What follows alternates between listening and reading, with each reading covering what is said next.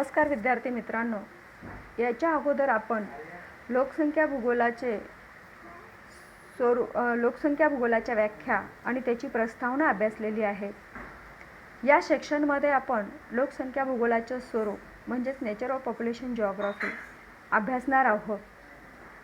लोकसंख्या भूगोलाचे स्वरूप आपण 3 मुद्द्याच्या आधारे या ठिकाणी स्पष्ट करणार आहे. वास्तविक पाहता लोकसंख्या भूगोलाचं स्वरूप हे अनन्यसाधारण अशा स्वरूपाचं आहे आणि नेहमीच ते सातत्याने बदलत राहतं. लोकसंख्या भूगोल ही विकसित आणि महत्त्वाची ज्ञानशाखा आहे, कारण लोकसंख्या भूगोल ह्या नेहमीच मानवाच्या विकासाच्या दृष्टिकोनातून अभ्यास करणारं शास्त्र आहे, की ज्यामध्ये जी काही लोकसंख्या प्रचंड प्रमाणात वाढते आहे, लोकसंख्येचा विस्फोट होतो आहे आणि त्यामुळे कोणत्या समाजामध्ये समस्या निर्माण होत आहेत याचा बारकाईने अभ्यास करणारं हे शास्त्र आहे. त्याचबरोबर त्याचे निष्कर्षसुद्धा मांडणारं हे शास्त्र आहे आणि म्हणूनच लोकसंख्या भूगोल हे विकसित अशी ज्ञानशाखा आहे.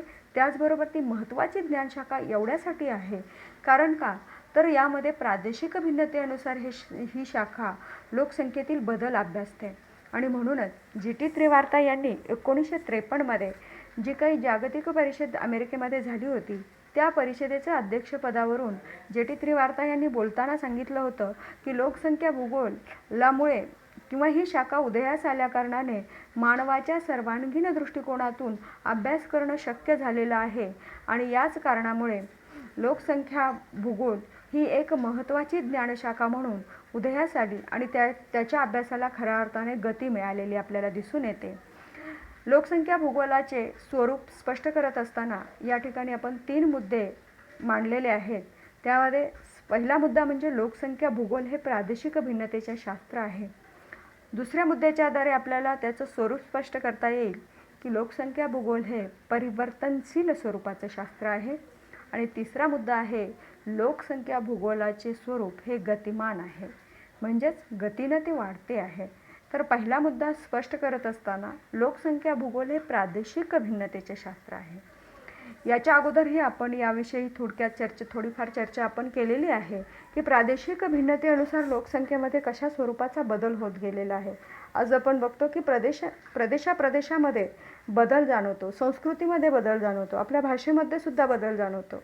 उदाहरणच सांगायचं झालं तर आपल्या महाराष्ट्र आणि कोकणाचा जर विचार केला तर त्यांच्यामध्ये असणारी संस्कृती कशा पद्धतीची आहे, तिथलं हवामान वेगळं आहे आणि त्यांचं राहणीमान वेगळं आहे, त्यांचे खाण्यापिण्याच्या पद्धती वेगळ्या आहेत. त्याच पद्धतीने महाराष्ट्रीयन लोकांच्या सुद्धा खाण्यापिण्याच्या पद्धती वेगळ्या आहेत. म्हणजेच सांगायचा उद्देश एकमेव असा आहे की प्रदेशानुसार भिन्नता जाणवते. मग ही प्रादेशिक भिन्नता लोकसंख्येवरती कशा पद्धतीने परिणाम करते. काही ठिकाणी लोकसंख्या कमी जाणवते, जास्त जाणवते, हवामानामध्ये प्रत्येक ठिकाणी बदल आहे आणि याचा मानवी जीवनावरती काय परिणाम होतो आणि मानवी जीवनावरती परिणाम होतोच म्हणजे तिथं असणाऱ्या लोकसंख्येवरती सुद्धा त्याचा परिणाम होतो. मग हे हा जो बदल आहे किंवा हा जो परिणाम आहे हा कशा पद्धतीचा आहे, त्याची वैशिष्ट्ये काय आहेत, त्याची कारणे काय आहेत हे सांगण्याचं काम लोकसंख्या भूगोलामध्ये केलं जातं आणि म्हणूनच लोकसंख्या भूगोल हे प्रादेशिक भिन्नतेचं शास्त्र आहे आणि हे आपल्याला या ठिकाणी सांगता येईल. त्यानंतरचा मुद्दा स्पष्ट करत असताना लोकसंख्या भूगोल हे परिवर्तनशील स्वरूपाचे शास्त्र आहे. परिवर्तन हा निसर्गाचा नियम आहे. मग परिवर्तन फक्त निसर्गाचंच होतं असं नाही, तर मानव जातीमध्ये किंवा मानवांमध्ये सुद्धा झालेलं आपण दिसून येतं. आज जी लोकसंख्या आहे ती आज अशीच राहील अशी नाही, तर आज आपण बघतो की लोकसंख्या ही प्रचंड प्रमाणात वाढत आहे.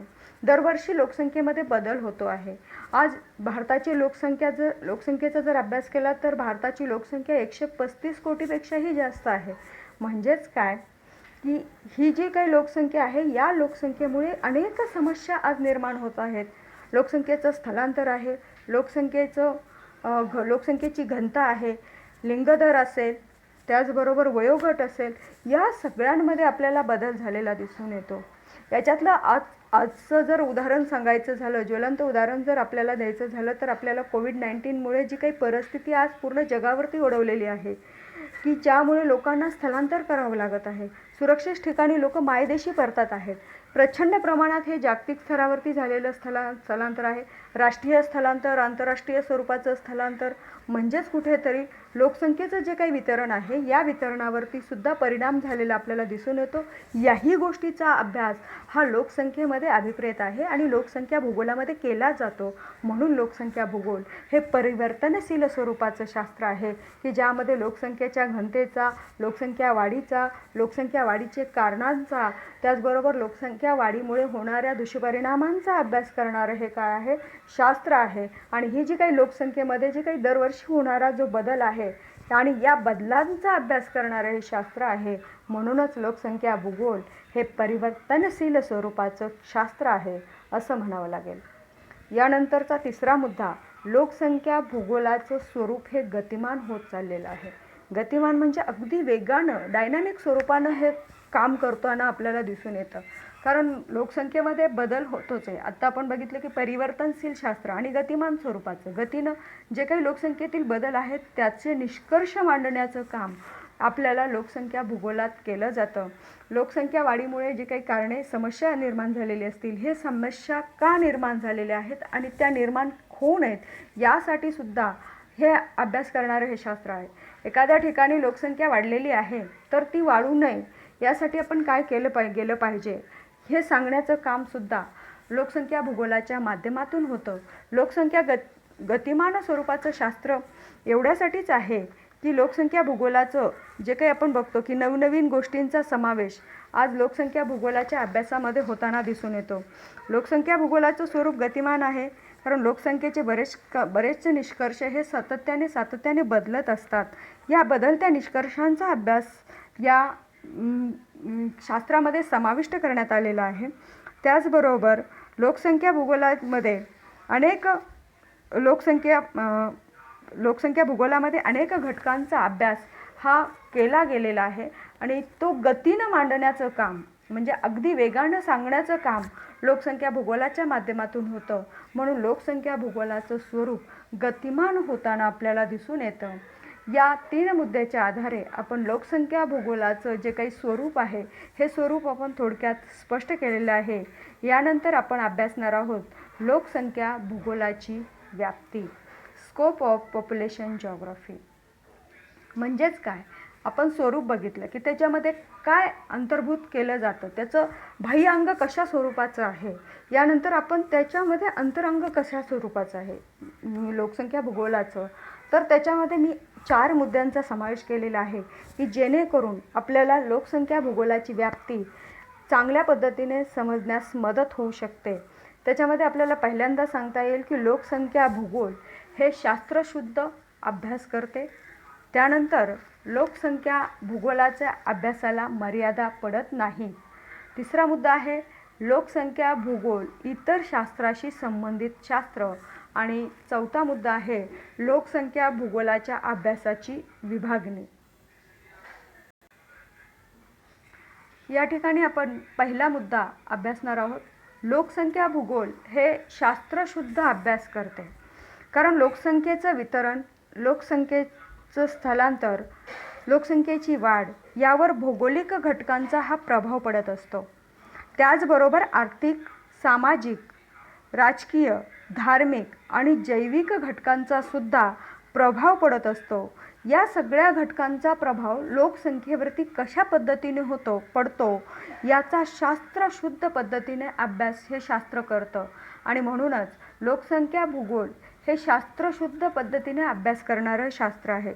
आता आर्थिक घटकाचा प्रभाव लोकसंख्येवरती कसा होतो त्याचं उदाहरण जर सांगायचं झालं तर जे काही व्यवसाय असतील, या व्यवसायाच्या निमित्ताने लोकांना दुसऱ्या ठिकाणी स्थलांतर करावं लागतं. ज्यावेळेला हे व्यवसायाच्या निमित्ताने लोक दुसऱ्या ठिकाणी स्थलांतर करतात, निश्चितच ज्या ठिकाणावरून त्यांचं दुसऱ्या ठिकाणी स्थलांतर होतं त्यावेळेला तिथलं पॉप्युलेशन हे कमी झालेलं आपल्याला दिसून येतं. तेवढ्यापुरतं म्हणजे स्थलांतरावरती परिणाम करणारा हा एक घटक आहे. हवामानाच्या संदर्भातही तसंच सांगायचं झालं तर हवामानामुळे सुद्धा लोक वेगवेगळ्या ठिकाणी स्थलांतर करत असतात. मग हे स्थलांतराचे वेगवेगळे प्रकार आहेत.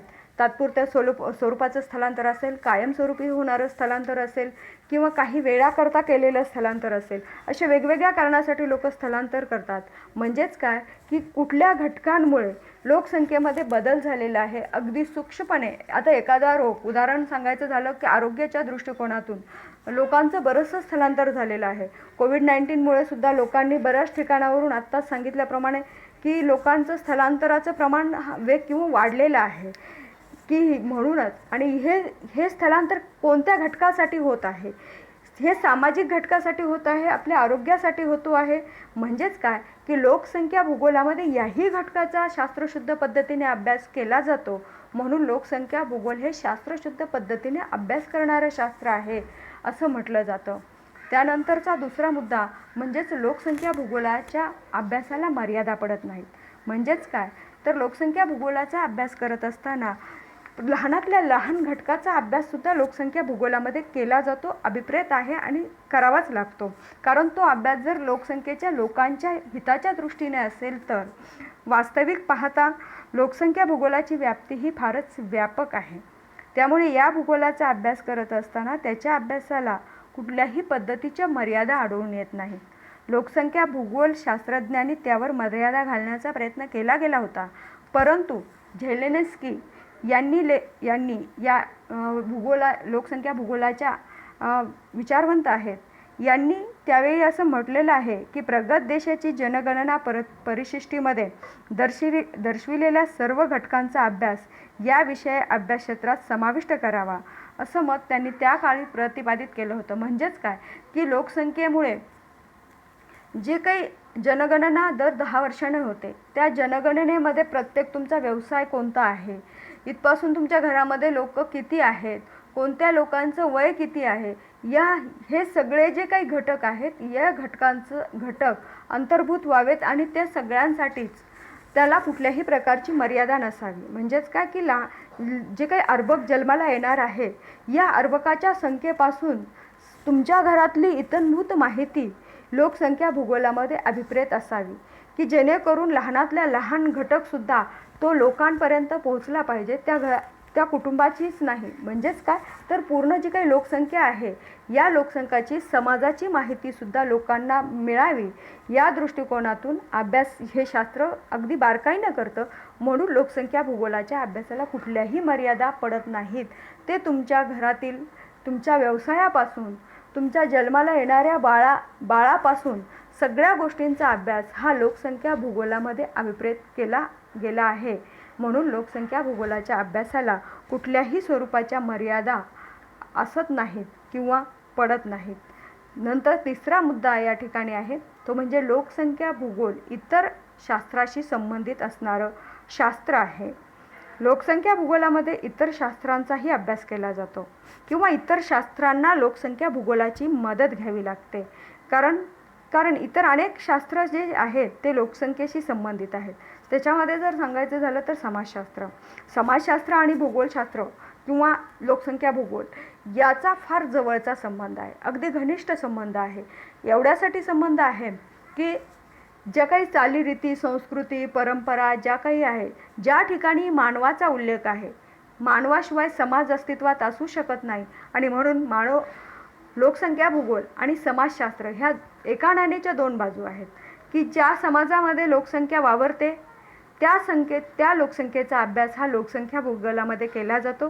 त्यांच्या चाली कुटुंब व्यवस्थेचा अभ्यास केला जातो, त्यांच्या परंपरेचा अभ्यास केला जातो, त्यांच्या विवाह संस्थेचा सुद्धा अभ्यास केला जातो. म्हणजे सर्वांगीण दृष्टिकोनातून अभ्यास करणारं हे शास्त्र आहे. म्हणूनच समाजशास्त्राला सुद्धा किंवा लोकसंख्या भूगोलाची मदत घ्यावीच लागते.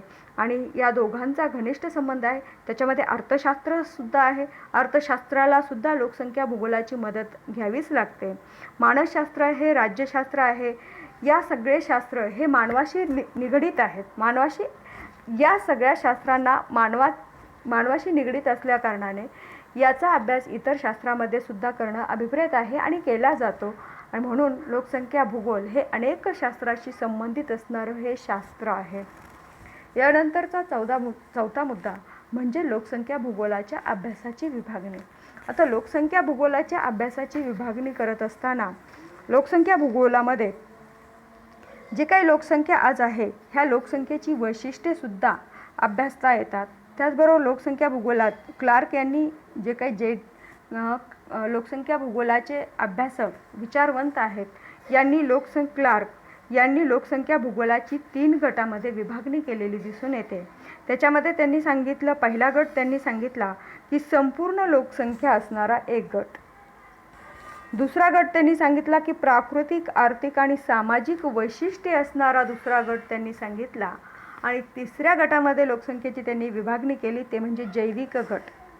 या 3 गटाच्या माध्यमातून लोकसंख्येची विभागणी किंवा लोकसंख्या भूगोलाच्या अभ्यासाची विभागणी त्यांनी केलेली आहे. जैविक गटामध्ये त्यांनी वयोगट, लिंगभेद, वंश, बुद्धिमत्ता यांचा समावेश केला. त्याचबरोबर सामाजिक घटकसुद्धा त्यांनी त्या सामाजिक घटकांचा सुद्धा त्याच्यामध्ये त्यांनी विचार केला. त्यांनी सांगितलं की त्यामध्ये वैवाहिक दर्जा असेल, तुमचं कुटुंब व्यवस्था असेल, तुमची राहणीमान असेल, शिक्षण असेल, भाषा असेल, तुमचा धर्म असेल, तुमचं राष्ट्रीयत्व असेल, या सगळ्या गोष्टींचा अभ्यास हा लोकसंख्या भूगोलामध्ये केला जातो. म्हणून लोकसंख्या भूगोलाची त्यांनी किंवा त्या लोकसंख्या भूगोलाच्या अभ्यासाची मांडणी करत असताना त्याच्या 3 विभागात त्यांनी विभागणी केलेली आहे. त्यातला आपण पहिला मुद्दा सांगितला की संपूर्ण असणारी लोकसंख्या, एकूण लोकसंख्या किती आहे. दुसरी विभागणी त्यांनी केली की प्राकृतिक आणि आर्थिक घटकाच्या माध्यमातून केली. आणि तिसरी जैविक घटकामध्ये केली. आणि जैविक घटकामध्ये त्यांनी लिंग, वंश, तुमचं कोणतं आहे या गोष्टीवरती ज्या भर दिलेला आपल्याला दिसून येतो. वास्तविक पाहिलं तर तिन्ही घटकांचा ज्यावेळेला आपण विचार करतो तर त्याच्यामध्ये आपल्या जे काही लोकसंख्या जी काही सामाजिक व्यवस्था आहे याचा सुद्धा अभ्यास लोकसंख्या भूगोलामध्ये अभिप्रेत आहे. यावरून आपल्या लक्षात येतं की लोकसंख्या भूगोलाची ही व्याप्ती वरचेवर वाढताना आपण दिसून येते. आणि लोकसंख्या भूगोलाची व्याप्तीचा विचार केल्यानंतर आपल्याला याच्यामध्ये अनेक काही घटक याच्यामध्ये अभ्यासावेसे वाटतात किंवा अभ्यासले जाऊ शकतात. त्याच्यामध्ये सगळ्यात महत्त्वाचा घटक म्हणजे लोकसंख्येचं जे काही वितरण आहे या वितरणाचा अभ्याससुद्धा लोकसंख्येमध्ये केला जातो किंवा लोकसंख्येची जी काही व्याप्ती आहे या व्याप्तीमध्ये समाविष्ट होतो. त्याच्यामध्ये ज्यावेळेला लोकसंख्या वितरणाचा अभ्यास केला जातो म्हणजेच यामध्ये प्रामुख्याने लोकसंख्येच्या वस्तीचा आकारसुद्धा लक्षात घेतला जातो. त्याचा विस्तार आहे, त्याचा खंडवार वितरण कोणत्या प्रकारे झालेलं आहे आणि लोकसंख्येचा आकृतिबंध कोणत्या प्रकारचा आहे याचाही अभ्यास याच्यामध्ये समाविष्ट करण्यात आलेला आहे. त्यानंतर लोकसंख्येची घनता. लोकसंख्येची घनता म्हणजेच काय तर दर चौरस किलोमीटरमध्ये असणारं लोकसंख्येचं प्रमाण म्हणजेच लोकसंख्येची घनता होय. मग ही लोकसंख्येची घनता लोकसंख्येच्या वितरणाच्या अभ्यासाबरोबर त्याची घनता आणि त्या घनतेवरती परिणाम करणारे कोणकोणते घटक आहेत याचाही अभ्यास लोकसंख्या भूगोलाच्या व्याप्तीमध्ये समाविष्ट केला गेला. त्यानंतर स्थलांतर हा मुद्दा तर अगदी महत्त्वाचा आहे, जो की लोकसंख्येवरती परिणाम करणारा सगळ्यात महत्त्वाचा घटक आहे की स्थलांतर. मग हे स्थलांतर कोणत्या कारणासाठी होतं हे त्या परिस्थितीवरती अवलंबून असतं, तिथल्या असणाऱ्या हवामानावरती अवलंबून असतं किंवा त्या व्यक्तीवरती ते अवलंबून असतं. किंवा स्थलांतराचा अभ्यास करत असताना स्थलांतरामध्ये जे काही अविकसित जास्त प्रमाणात आपण जर बघितलं, स्थलांतर हे विकसित देशात जास्त होतं. म्हणजेच काय की अविकसित देशाकडून विकसित देशाकडे किंवा गावाकडून शहराकडे वेगवेगळ्या कारणासाठी केलं गेलेलं हे स्थलांतर आहे. या स्थलांतरावरती परिणाम करणारे घटक त्याचबरोबर त्याचे विश्लेषण या लोकसंख्या भूगोलाच्या व्याप्तीमध्ये समाविष्ट होतं आणि याचाही अभ्यास लोकसंख्या भूगोलामध्ये केला जातो. त्याच लोकसंख्या वाढीमध्ये लोकसंख्येचा जन्मदर, लोकसंख्येचा मृत्यूदर, त्याच्या वाढीचे कारणं, वेगवेगळे जे काही लोकसंख्येमध्ये असणारे जे काही सिद्धांत आहेत, लोकसंख्येचं प्रक्षेपण आहे याचा अभ्यास लोकसंख्या भूगोलात केला जातो. त्यानंतर लोकसंख्येची रचना कशा पद्धतीची आहे.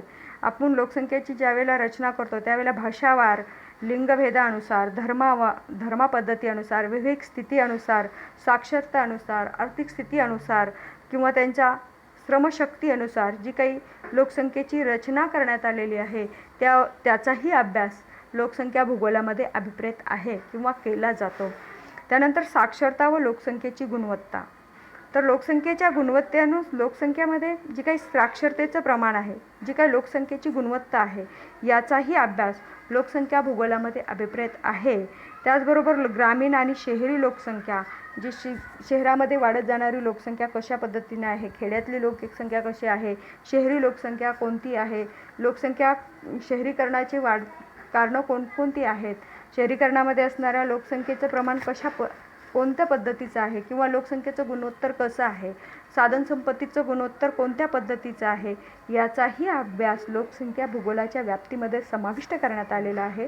त्याचबरोबर जागतिक लोकसंख्येचा ज्यावेळेला भौगोलिक आढावा जो आहे, हा जागतिक लोकसंख्येचा भौगोलिक आढावामध्ये जागतिक लोकसंख्येची वाढ, लोकसंख्येचे जागतिक स्थलांतर, आयुष्य मर्यादा याचाही अभ्यास या लोकसंख्या भूगोलाच्या व्याप्तीमध्ये अंतर्भूत होतो.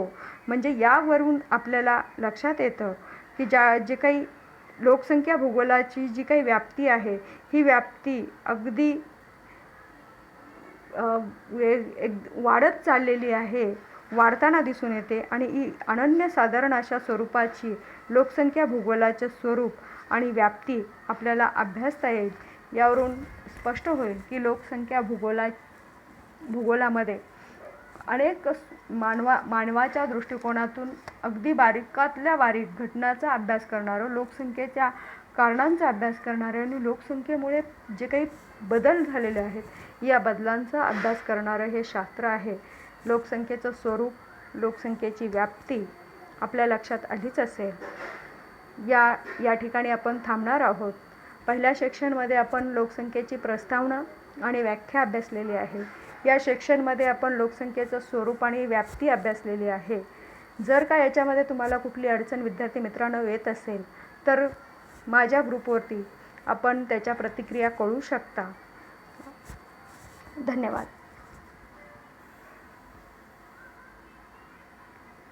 ओ